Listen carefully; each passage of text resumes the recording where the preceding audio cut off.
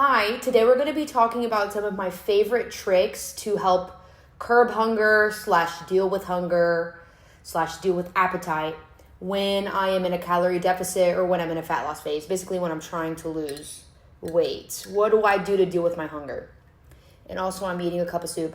So I'm going to split this video into 4 parts. Part 1, I'm going to be talking about the difference between hunger and appetite. They're not the same thing, at least I don't think they're the same thing. Then we're going to be talking about how to set yourself up for a fat loss phase so you mitigate hunger. Then we're going to talk about practical day-to-day tips to deal with hunger. And then we're going to talk about the most important part, arguably, psychological tips to deal with hunger, mindset that helps get you through a tough fat loss phase. So part 1, the difference between appetite and hunger. So for me, hunger is any type of physical manifestation of your body telling you that you need to eat. Your tummy grumbling, feeling lightheaded, feeling low energy, these are physical symptoms that you are hungry, physical hunger. Then there's appetite. For me, appetite is more of a mental hunger, the desire to eat, a craving. I feel like this is where people usually get themselves in trouble, where people usually have a more difficult time. And so I noticed that sometimes I'll have a high appetite, but not necessarily high hunger, or vice versa. Sometimes I'll have a day where my hunger is high, but my appetite is really manageable. Sometimes they're happening at the same time. But yeah, when I ask my clients, when they turn in their check-ins, if they're in a fat loss phase, I always ask them, how is your hunger and how is your appetite? Because oftentimes stress is correlated with high appetite. Poor sleep is correlated with high appetite. There are many things that we can tweak and improve upon to help manage appetite. And it doesn't always necessarily have to do with hunger. So part 2, setting yourself up nicely so that your hunger is at a minimum. If you're anything like me, I used to be a cardio bunny and I used to live in a state of restriction. What I didn't understand is that the body is not made to be in a state of restriction in a calorie deficit at all times. And the time that we spend outside of a deficit is supposed to prime us for the time that we spend in a deficit, okay? So if you're smart and you want to have a really awesome, breezy fat loss phase, and not that all fat loss phases are easy, fat loss phases are supposed to be tough, but they don't have to be as hard as we make them out to be. There are 3 things that I would do to set myself up for the most comfortable fat loss phase possible, or at least as comfortable as we can make it.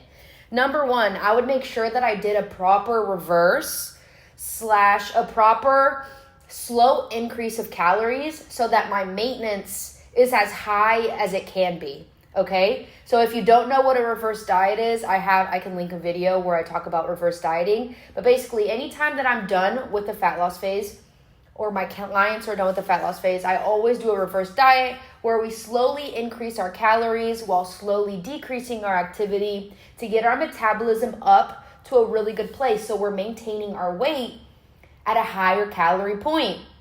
This is really awesome because whenever you go into a deficit, you don't have to push your calories as low. Imagine you start a deficit and your maintenance calories is at 1,600 calories. You only have so much to play with, right? Whereas if you start a deficit and your calories are at 2,600 calories, come on, that's way more food that you can eat while still losing fat. Does that make sense? I'm not the best at explaining reverse dieting. Second thing I would do to set myself up nicely for a fat loss phase, I would decrease from my maintenance calories by no more than 250 to 500 calories. For a lifestyle client, there's no need for us to be burying our calories in order to lose weight.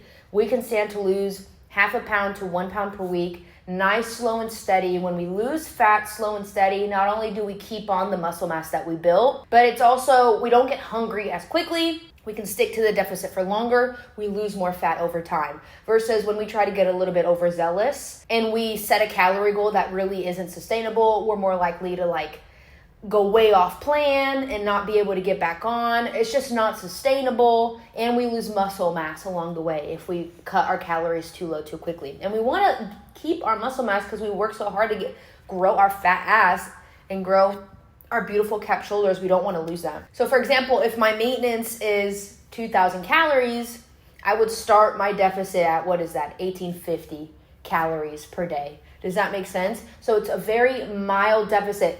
Dude, sorry my hair is a fucking mess. But think about it this way. 250 calories is what? What is that? Like a little granola bar? Like that's minus a little granola bar per day. You're not really going to feel the difference of 250 calories out the gate. At least you shouldn't.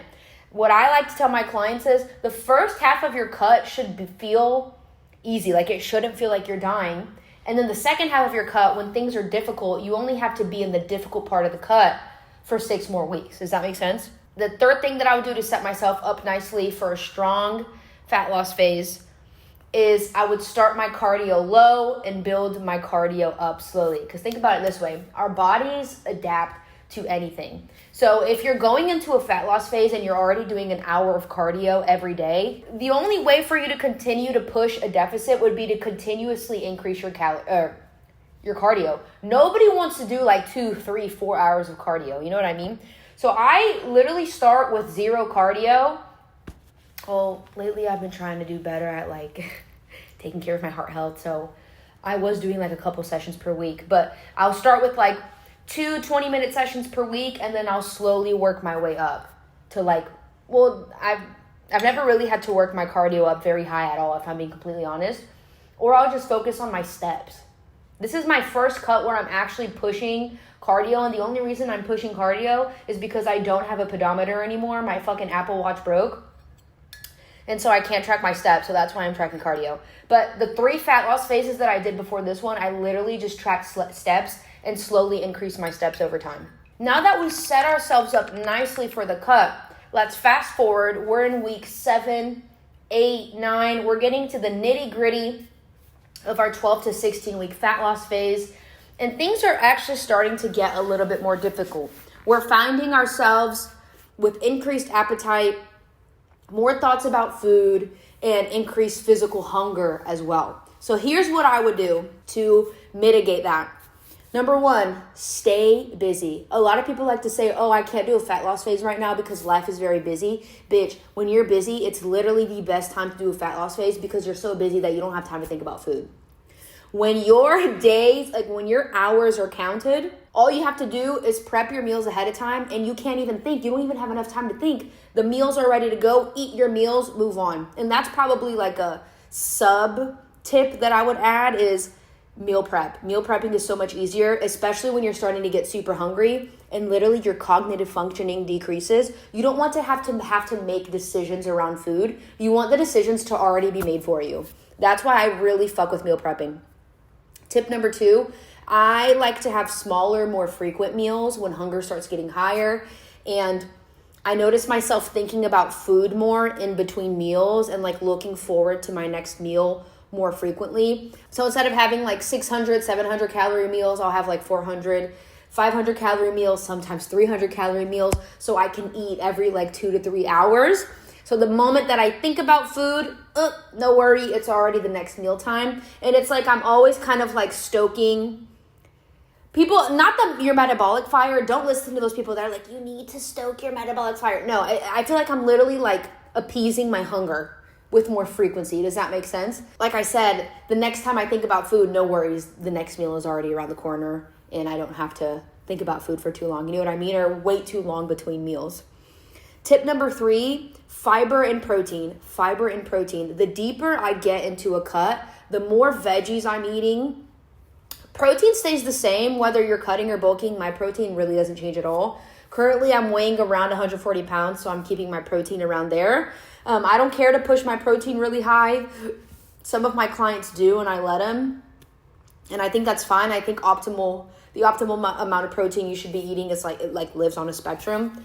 But I usually keep my protein the same. But as I'm getting deeper and deeper into a deficit, my veggies are on the up. I'm finding ways to incorporate more veggies into my meals. Now, don't get crazy because I've also made the mistake of trying to make my food so high volume and eating so many veggies that it like fucks with my digestion. So you kind of have to strike that balance between making our meals higher volume, eating more veggies, while also not freaking eating so much fiber that we fuck with our digestion. Not only that, but when you're in a calorie deficit, you're quite literally not getting enough micronutrients like vitamins and minerals because vitamins and minerals are found in the food that we eat. So if you're not eating enough food to like fulfill your vitamin and mineral needs, eating more veggies can also help fill in that gap. Taking a multivitamin would also help with that. I'm too lazy to take one, but I probably should. It would probably help me in the long run. Tip number 4, water and other low-calorie beverages. When we're hungry, when we're thinking about food, when our tummy is grumbling, it's nice to constantly be consuming something that keeps us a little bit fuller. So drinking water, something like Diet Coke is my go-to calorie-free drink of choice. Drinking a little coffee. Like, to me, drinking a coffee feels like a treat, but it's lower in calories, especially if you're using like stevia or like a low-calorie creamer. I'm currently using a low-calorie creamer. I only wrote down 4 tips, but I'll say a 5th one. I also like to eat a little treat every day, whether it's like a little piece of chocolate or like one freshly baked Toll House chocolate chip cookie, or whether it's like, dude, one of my favorite snacks is Greek yogurt, like thick as fuck, like vanilla Greek yogurt with protein powder, and it tastes like a mousse, like a decadent. It's more of a texture thing for me. Like, the texture is so perfect and so moussey that it feels like a sweet treat. So I always make room for some type of like pleasure food during the week. Oh my God, I just thought of another one. I allow myself at least one free meal per week. And that's less of a hunger thing and it's more of an appetite thing, just so I don't feel super restricted in a fat loss phase. Like, I allow myself things in moderation. So like, if I go out to eat, I'll plan ahead what I'm going to eat out and make sure that free meal fits into my calories for the day, or I'll just loosely track. So as you can see, a lot of these tips have a lot to do with the psyche, like keeping the morale high so that you can persist for longer. So if you need to take diet breaks, if you need to practice free meals, if you need to practice high calorie days and low calorie days, I'm not going to go into detail into all of these techniques, but I can if you want me to. But there are just so many things that we can employ to help someone psychologically stay in the game for longer. Because the truth of the matter is, when it comes to fat loss, feeling hunger is a sign that you are doing something correct, that you are on the right track. But the kicker is, you want to feel a little hunger, but not too much hunger. And you need to find a way to kind of find that perfect level of hunger that's pushing the needle forward while not making you feel like a crazy psychopath that wants to eat everything in sight. Does that make sense? Last thing we're going to cover today is 3 psychological tips, because I already said this in the beginning, but let's be fucking for real. Fat loss is way more mental than it is physical. So here are 3 mindset tips for you. Reminding yourself that hunger is a sign that it's working, that you are doing the right thing. So sometimes I'll be experiencing hunger and it'll be really uncomfortable, and I'll be maybe contemplating like, fuck, should I eat something? And then I'll remind myself, girl, this is what we came here for. Lean into this. Like, there are some bodybuilders that'll be like, when I'm having a super low energy day because I'm just so hungry and so depleted, that's how I know that I'm going to have a new low. And we start knowing when to lean into the discomfort. It can be kind of cool, if you ask me, to like prove to yourself that just because something feels uncomfortable doesn't mean that you can't do it. Just because something feels uncomfortable doesn't mean that you can't do it. Doesn't mean that you're incapable. It just means that it feels uncomfortable. Just sit with that feeling. Allow it to exist. No need to change it. No need to do anything about it. No need to try to cover it up, stop it. No, just allow yourself to sit in it. And if anything, it can like help us learn how to be more present in our bodies and pay attention to what it is that we're feeling. I don't know, dude. I fucking love fat loss. I think it can be such a rewarding challenge if you allow it to be, where you can learn so much about yourself. Tip number 2, reminding yourself that just because you feel something doesn't mean you need to act on it. I kind of already just kind of covered this, but yeah, just because you feel hunger, or whether it be stomach hunger or whether it be appetite, mental hunger, doesn't mean you need to act on it. It's okay. You can sit in the discomfort and it's going to be okay and it's going to pass. It always does. This is something that took me a while to learn, that feelings pass. You might have a very intense appetite pang or hunger pang right now, but if you just allow yourself to sit with it, it'll pass. It always does. And then it comes back, and that's okay too. And then the last psychological tip, reminding yourself that you are choosing this fat loss. I talked about this in a different video, and I'll talk about it again, bitch, because it's so real. We are fortunate enough to be individuals who own iPhones, who have access to the internet, where we can literally sit in front of a screen and watch a YouTube video, where we have so much food, we have access to so many resources, so much food, we are so well nourished that we are actually unhappy with how nourished we are. We have such an abundant life that we can opt into slowly starving ourselves in order to achieve a desired physical appearance, physical result. Come on, like, isn't that crazy? Like, fat loss is something that we get to choose. It's not something that someone is doing to us. When someone asks you, oh, do you want to bite? And you're like, oh, I can't.